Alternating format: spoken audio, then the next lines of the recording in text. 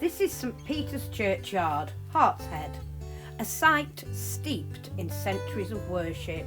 Long before stone walls were raised or names were carved, people have prayed here, feared here, hoped here, and been buried here for longer than memory is comfortable admitting. You can feel it underfoot, that soft insistence of time pressing back.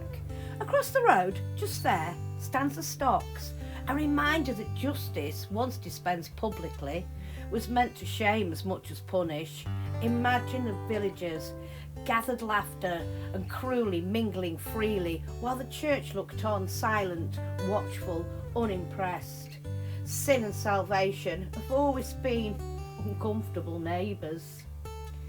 Then there's the tree, not just any tree, but one whispered to be the very tree from which Robin Hood whittled his final arrow.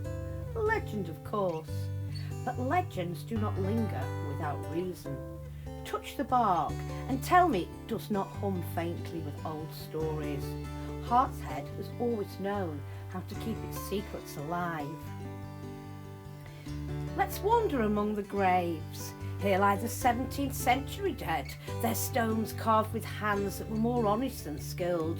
Look at the crude hearts, uneven, childlike and utterly sincere. They were not decorative gestures, they were declarations. Love, grief, devotion, cut deep into stone by people who had little time for frippery and even less certainty of tomorrow. And quite suddenly, the 18th century announces itself with remarkable clarity. Names, dates, epitaphs, still so legible, it feels almost intrusive to read them, as though the dead are leaning forward, insisting you remember them properly. These stones have endured wind, rain, frost and neglect, yet their voices remain stubbornly clear. Be eagle-eyed here, for Hartshead does not show off. Hidden among the stones are tiny, easily missed memento mori, skulls, crossed femurs, subtle reminders that time is not on our side. Blink and you'll miss them. Perhaps that's the point. Death rarely announces itself loudly. Standing quietly among the graves is the ancient sundial, dated 1611, long before wristwatchers or church clocks ruled the day. This measured time by sunlight alone, indifferent to human urgency. It's watched generations hurry past, all of them convinced they had more time than they did. Nearby stands a beer house, not a place of comfort or ale, but a place of waiting. These small, often overlooked buildings were used to house coffin carts, hearses, sheltering the dead before their final procession into sacred ground. But Hartshead is not content with history alone. Folklore, legend and ghosts cling to this place like mist.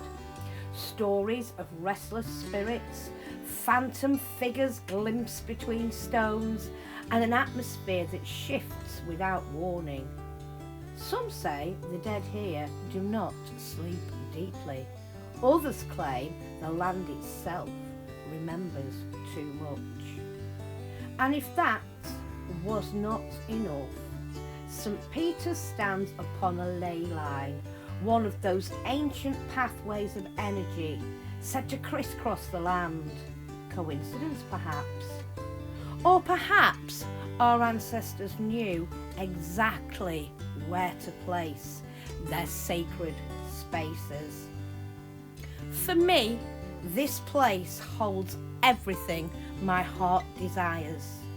History carved in stone, love etched crudely but honestly, death acknowledged, not hidden, legend allowed to breathe, time measured, mocked, and ultimately defeated by memory. I truly fear, I shall never stumble upon its like again.